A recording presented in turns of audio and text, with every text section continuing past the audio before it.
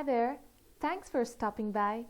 Have you ever thought of investing in stock market but have no clue what you should do? Then this video might just be helpful.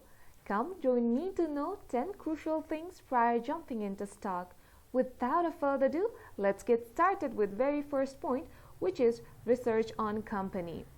Before putting your hard-earned money in stock, it's mandatory to do some research on firm and industry itself. Try to get insights on how has the firm been performing in last few years. Is the company catching up with industry? What are the possibilities that it will perform in same manner in future? If the answer for all those queries are positive, then it can be a good option for investment. Okay, the second tip is to start with blue chip company. Now, you may be wondering what on earth is a blue chip company? If that's the case, let me help you. Blue chip companies are those which are profitable not only in good times but also in bad times. Having said that, the profit earned obviously might differ. The stock of these companies are highly liquid and less volatile. They have a history of consistent dividend payment. These stocks are less risky as the return on stock are quite predictable. Moving on, the third tip is to start small. Most of us have misconception that we need a big fat bank account just to get started. But let me share a good news. You can apply for IPO here in Nepal with just few thousand rupees. So, if you are a student or haven't got much savings, then primary market is best for you. Primary market are those markets where new stocks are sold to public. Coming to our fourth point, it is to invest gradually.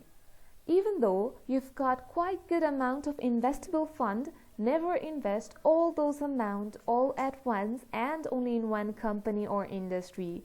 Instead, invest gradually in different companies. You might think, why so? The answer for that query is to build a solid portfolio, which ultimately minimize the risk. So, in investing, we must always look forward to increase profit with minimum risk. Now, the fifth point is to have a plan. One must have a clear plan before investing. Do you want to be a trader or an investor?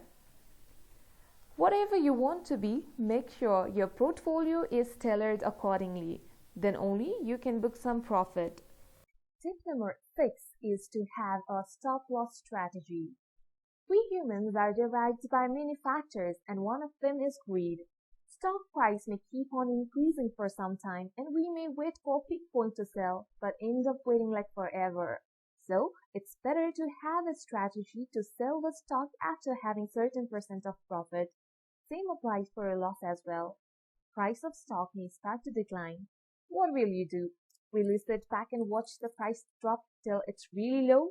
Or will you sell once you have certain percentage of loss? Make strategies beforehand. When to buy and when to sell the stocks.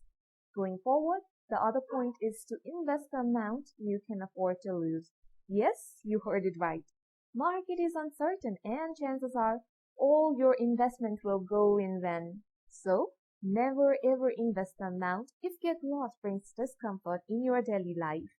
It's best to set aside few percentage of your savings under investment heading. In this way, there won't be drastic change in your lifestyle, and when you think it's the right time to buy stock, then you have a investable fund readily available. After that, the other point is to never follow the crowd. Most of the time, market or stock price goes up just because of whim, and this upward trend does not last for long. Players may get benefit from this kind of market, but it might be riskier for beginners and small investors. So, never follow the crowd and move according to your understanding. The second last point that I would like to share is not to get attached to your stock. Easier said than done. You might buy the stock and price of stock may start to drop as soon as you buy. Have patience. Don't get too attached to your stock. That is how market works. If you have chosen a good company, you will do perfectly fine. The very last tip is to know about taxes, commission and charges.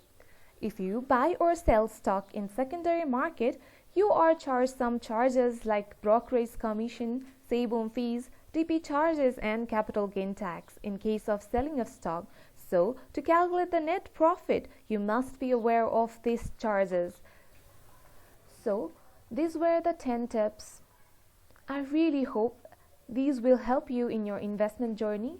I'll be coming with more videos related to stock market. Till then, bye-bye.